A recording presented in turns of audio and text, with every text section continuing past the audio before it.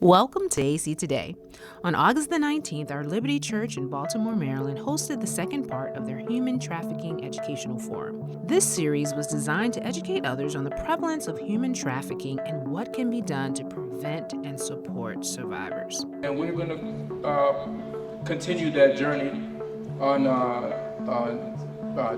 survivorship, I would say, with sex trafficking, okay? So I would like for you to definitely feel free to raise your hand, ask questions. We would like this to be engaging. We want to extract as much as we can out from our professionals and our panel guests, and so that we can be better equipped to help those in need or those who we feel or may be going through sex trafficking, okay? And human trafficking, all right? Elder Sharon Petaway offered a welcome of her own and recognized the ministries who made the day possible. I'm going to let you know who is here today. It's Lydia Bond Ministries, which is a ministry that I founded about 10 years ago next January. And then we included Women's Ministries of Liberty, Men's Ministries of Liberty, and Singles Ministries of Liberty. And we're just glad to be collaborating because this is an important topic that we all need to be aware of and we all need to share. So thank you for coming. Dr. Mark McCleary, the former pastor of Liberty Church, was in attendance and shared what inspired him to write an article on human trafficking several years ago. We certainly need to get on board and we need to get involved. Thank God for ladies like these two and others who are trumpeting and saying, hey, this is going on. We need to be our brother's keeper. And I hope that my article, I hope that my presence here today, I hope that what we do in the future, whether it's individualistically or collectively, that we'll be able to stem the tide and protect our women, whatever level they may be, and society recognize that we are our brothers, our sisters' keeper. Then the forum transitioned to a presentation and discussion facilitated by Dr. Renee Morrell, the Director of Community Engagement for Araminta. So my background is, I worked for 40 years, that is 40, at the FBI as the victim specialist. I worked as a social worker. Who would have thought they had social workers at the FBI? Oh, don't they need social workers at the FBI? If we're dealing with crime, then we know that people are being harmed by crime. So why wouldn't we need somebody in that role? I worked with all victims of crimes, but the one that kind of brought me out of retirement was crimes against children. And this was part of that unit when I worked there, crimes against children. Crimes against children almost always include sex crimes. Dr. Morrell provided a concrete definition of human trafficking and all of the factors involved. It involves exploitation of someone for the purpose of compelled labor or commercial sex acts, using force, fraud, and coercion. Now, those three elements are highlighted in red because they are very important. In order for it to be trafficking, those three elements have to be present: force, fraud, or coercion. If not, if we can't prove it, it can be somebody can easily be picked up for prostitution if it isn't. So we want to talk about this. What is fraud? So fraud could be false and deceptive offers of employment, education, romance, marriage, or a better way of life. So oftentimes, particularly in the young people that I was seeing, it was fraud. He came at them as a love interest. Right. You are so beautiful. You are the most beautiful person that I have ever seen. And if you are 12, 13, 14, or 15, okay, even 40-year-olds sometimes, but particularly if you are young and you haven't heard that in a while, are you trying to, you're kind of measuring yourself up against those you see on social media, and it's been airbrushed, and they look so beautiful, and they got the life, and you're sitting there saying to yourself, I don't look like that, I don't feel like that. And so at that age, you're very critical of yourself, and they're just trying to find their way into puberty and trying to get through. So sometimes when they come at them in a romantic, as a romantic person, like you're so beautiful, and then he's gonna start giving them stuff, the grooming period, where he's like, oh, you need the iPhone 12 because your mother got you on lockdown with that other phone? Let me give you a phone. Or let me get your hair, get here $50, let me give you, that's a lot for a 14, 15-year-old. Who wouldn't want to fall in love with someone who is telling me everything about how beautiful I am, and then giving me stuff too, who's taking me out, and the fact that he's older makes it a little bit exciting, but I'm scared, but I'm still excited, and I want to, and I don't know much about love, but this feels good. And so it's part of that grooming period that is important. So most young people couldn't withstand all of that. Like I said, we have older people who can't get through it. But if you're talking 15 and 16, it would be difficult. And then we talk about force. Force is just what it is. Sexual, they sexually abuse them, they beat them, starvation, shot at them or around them. They force them into it. And then coercion is the threat. Like if the trafficker beat someone else up, you didn't have to be beaten to know he could do that to you. So it's coercion, or threaten your family member. Or in the case of undocumented, people who are particularly vulnerable, if they're undocumented and somebody knows it, he could threaten to deport you, at least call the authorities to deport you. So all of those are force, fraud, and coercion are just examples of it. Now, for adults, it can be very hard to prove. It's not impossible, but it can be very hard to prove. The good thing is that if someone is 17 or under, even though those elements are there, we don't have to prove it. Their age makes them a victim. So what I'm saying is anybody under the age of 17 and younger is automatically considered to be a victim of the crime. Andrea Devlon, who had shared her trafficking testimony at a previous forum, shared a summary of her story with attendees. Just a snippet of the story for those who may not have been here. When I was 15 years old, I lived with my mother. My parents were divorced, and a friend who wishes to stay unnamed in this, she had asked me to go to a party. So I snuck out, went to a party with her, and then we were encouraged to go to an after party at a local hotel. There were many people there at this hotel, and so when I went to the after party, my friend and I got separated, and then I was with a group of people, and one of the gentlemen raped me. They were much older than I was and my friend was, so they must have been, I would say, probably, looking at them now, probably 20s, potentially early 30s. And so a lot transpired in that moment. I went to find my friend. She wasn't coherent at that time and didn't have a real understanding of what had happened. And so the next morning, so one of the gentlemen who were with the group had taken me to a safe place and kind of sheltered me. And then the next morning, they coerced my friend to want to go to New York. So we were living in Pennsylvania at the time. So when we went to New York, they had to put us in an apartment and would come and check on us occasionally, give us money occasionally, and that was supposed to be for the weekend, and then it just kept dragging out longer and longer, and then, and this was February at that time. And so I had just been saying, hey, I want to go home, I want to go to school, things like that. Like I was still in grade school at that time. But as I said, it got dragged out, and then there was a night, the eventful night in that particular situation, that some local boys, they had already been coming. I kind of think after looking deeper into what had happened, that maybe they were told by those gentlemen, like, hey, there's some young girls here. Almost it felt like after when I really delved into the story in 2020, the first time when I was asked to give my testimony about my life, it almost seemed like they just wanted to set us up to get lost in New York, in a sense, so that no rape charges could be pressed.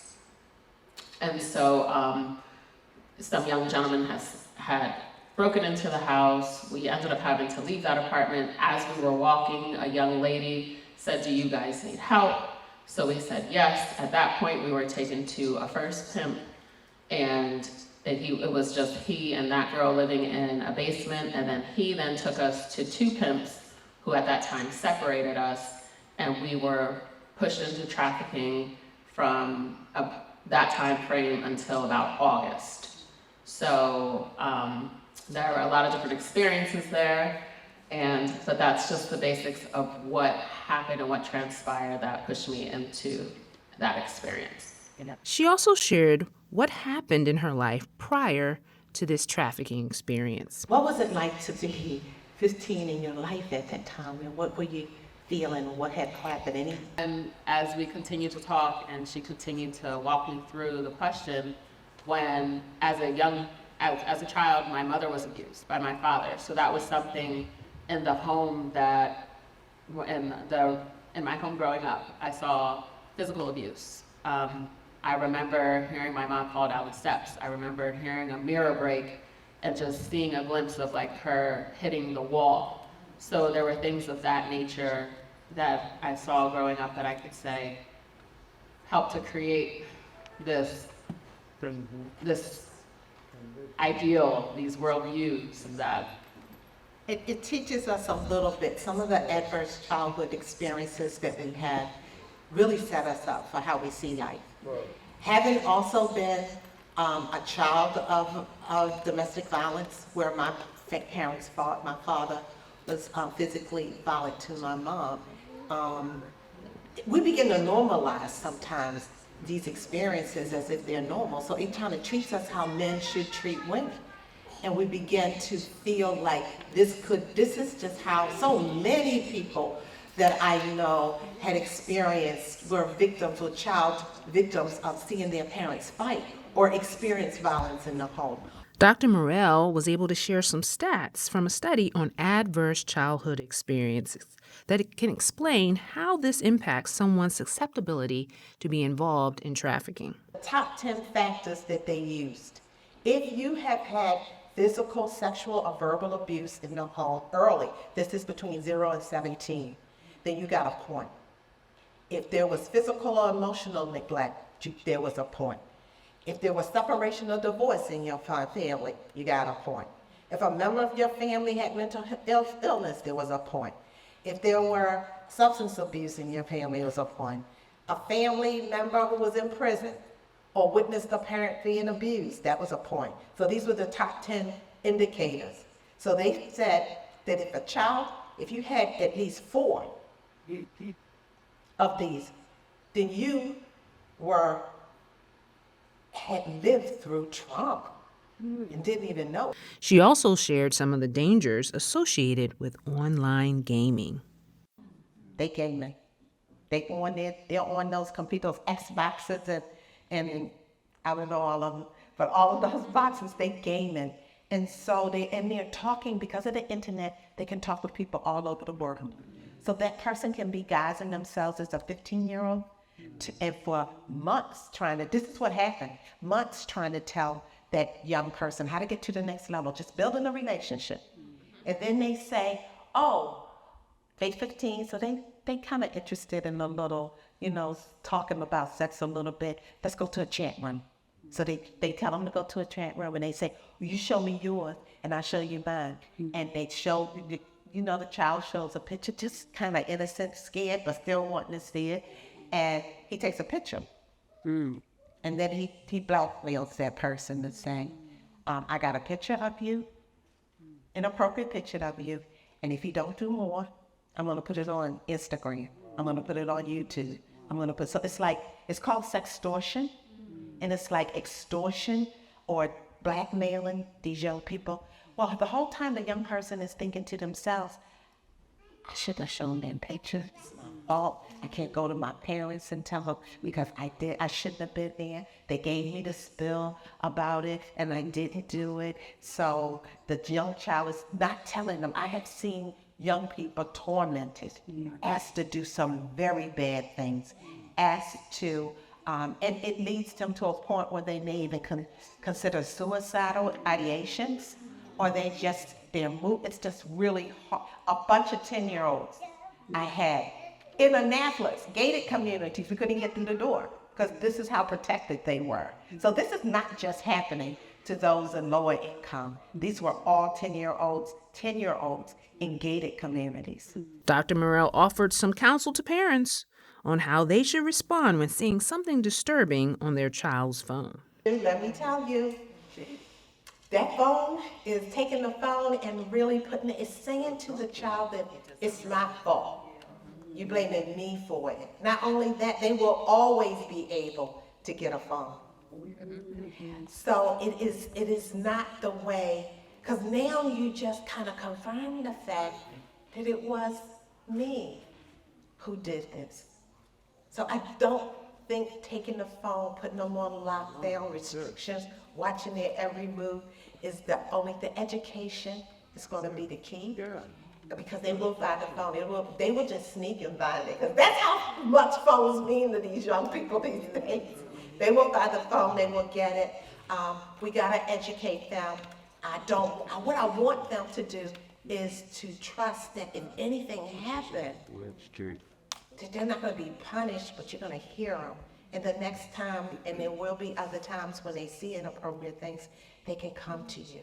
But if we take the phone, they will never come to us when things happen to us again. They just won't. It is okay to be parents.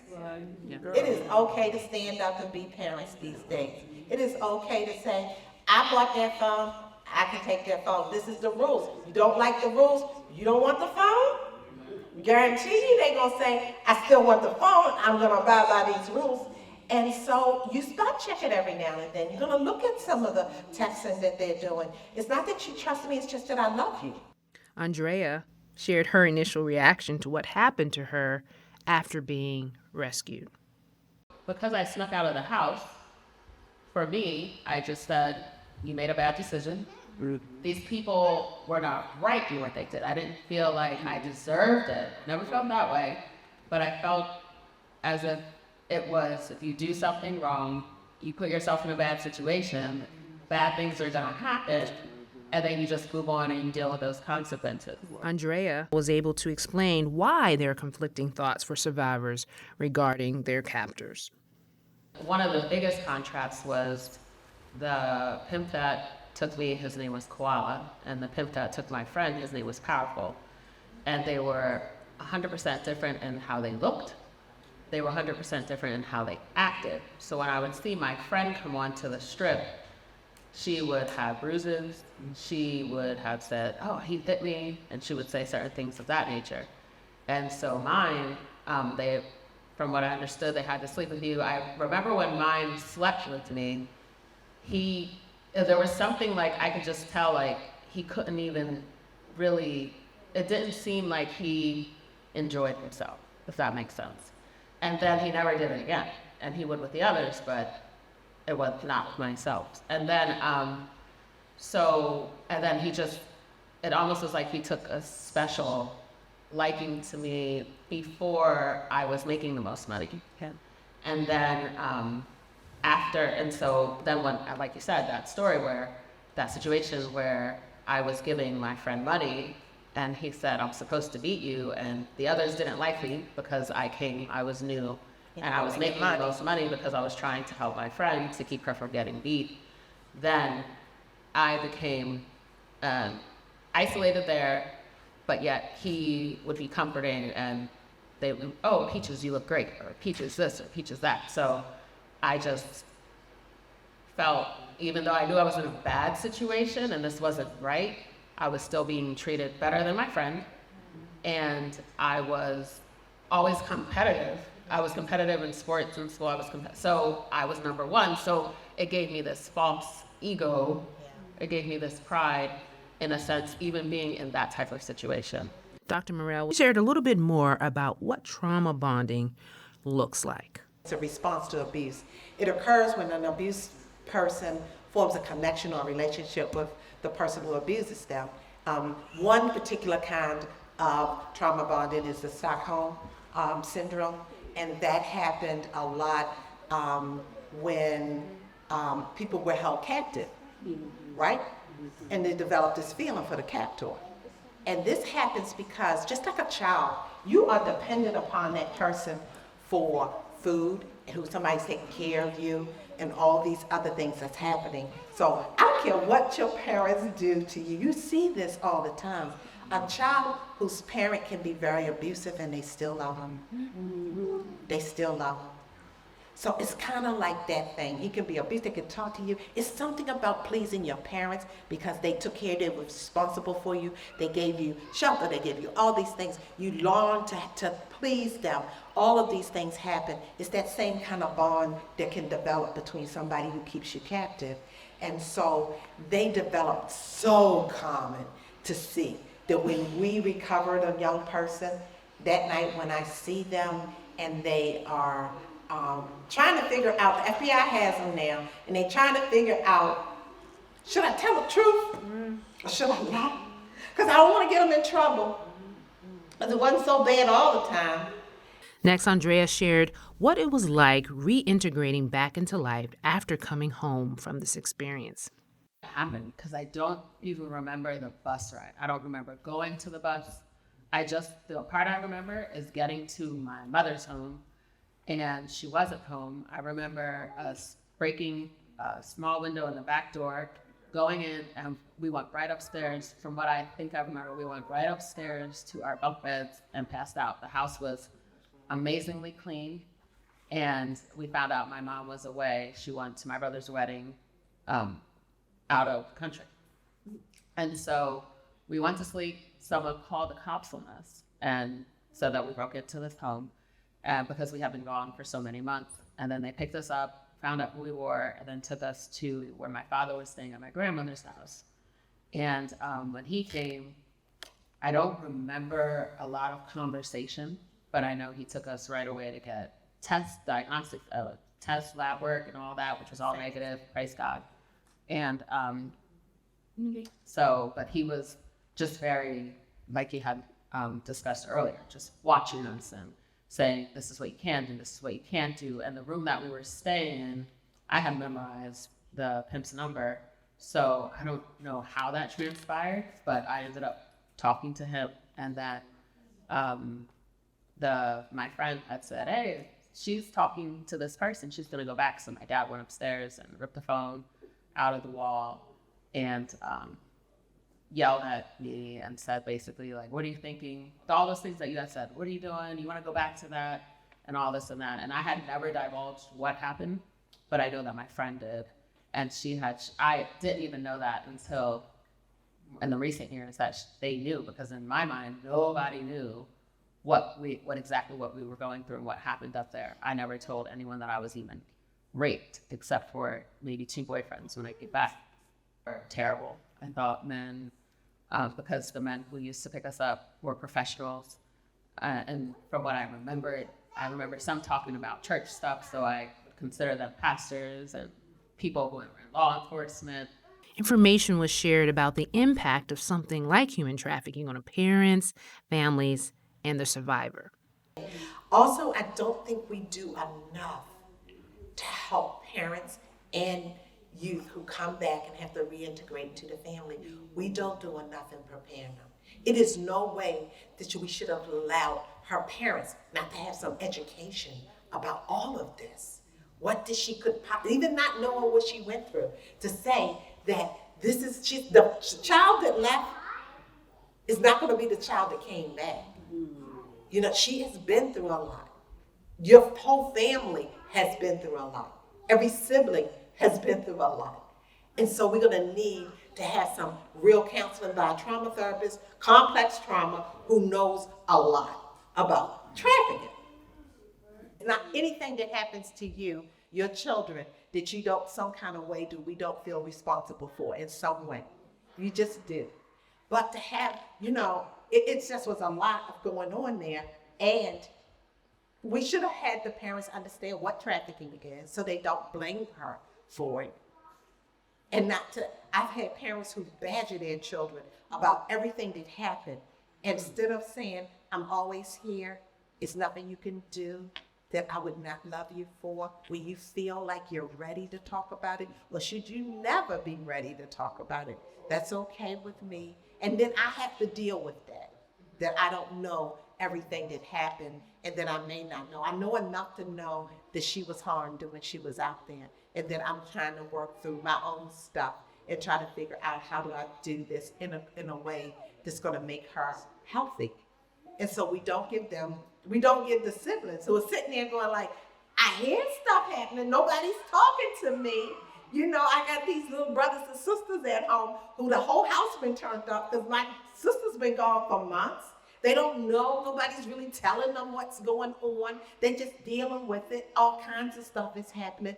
It needs to be a whole lot of communication and a whole lot of help being had in that family for both the survivor and the family, in order so that they may figure out how do we move forward. Towards the end of the presentation, Dr. Morrell shared more about her organization, Araminta, and how they serve the community. Araminta is a faith-based nonprofit organization.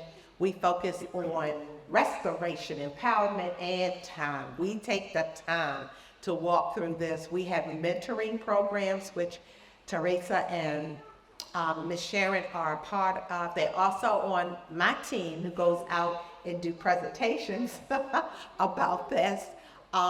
We offer one-on-one mentoring, meaning we have people who are average people, just like you, not clinicians who have a background in social work or psychology, but just people who, we're not asking you to find them a job, we're not asking you to make a diagnosis of what they're going through. All we're asking is that you be a friend. She also shared why she makes it a point to bring survivors to church. And so, I used to take survivors to church with me. No other place that they should be to hear about dysfunctioning families and challenges, and that God can find you anywhere. And they needed to hear that message of salvation, and they were so happy to hear it. After closing prayer, we were able to speak to some of the participants about what had just transpired. Well, we need information. All the things that she talked about, why young people seem to be at risk and vulnerable. There must be a breakdown in communication. Also, how they get back. There has to be some raising of communication. So your ministry has taken up the mantle to help communicate, to educate. Most of these folk get probably like myself, until I got that article. Other than what Hollywood did, I really didn't pay much attention to. But once I read that, or someone attends this session, or gets involved with Araminta, then it helps start the inertia of spreading the word, and somebody may get involved, and we may stem the tide of this thing. I believe that it's so important for you to understand that don't be afraid to speak up. Don't be afraid to talk. Be sure that you listen to adults and people who have testimonies and people who have been through life, because while it's so easy to get caught up in what you desire and what you want in the moment, one decision that you make can change the whole trajectory of your life. And I just believe that youth need to know that we are here as adults to support them and to help them find someone who you can trust, find someone who displays the character of Christ, and connect with that person and be open and willing to hear what it is that they have to share, so that way you can begin to glean and just learn and help to set your path straight. Because being young, there's so many different avenues to go through, right? And so I want youth to know that there are people, God gave us people to help us on this journey and to help you. And if I would have listened to a few people in my life, I may not have made that decision, because you can always look back and see that there were people who wanted to help us to make better decisions and take advantage of those people who God put in your life. Yeah, I appreciate being able to share this testimony. It's only by God that I'm here, by God's grace. I'm often asked what made me go into this particular ministry. And it wasn't anything that I experienced. It wasn't anything that anybody that I knew in my family experienced. But I saw the need because I've been involved with the youth so often. And then when I found my dear sister who shared her story with me about her daughter, I knew that we had to move forward. The things that God put in place with that was just miraculous, because I was able to talk to someone who had been trying to get me to do it, who was on the board of Araminta. It was a very small group at the time. They were self-funded. They were looking for money. They were looking for whatever they could get to support the ministry that I considered a ministry. And I didn't have a time for it at that time, but things just fell into place, and I decided that I would do it. So God has blessed, and we see going into another session where we continue to share. This is the 5th session for Lydia Bond Ministries, but this is the 2nd session where we've collaborated with Liberty and their ministries department. So we're just so pleased that we're moving forward and God is leading.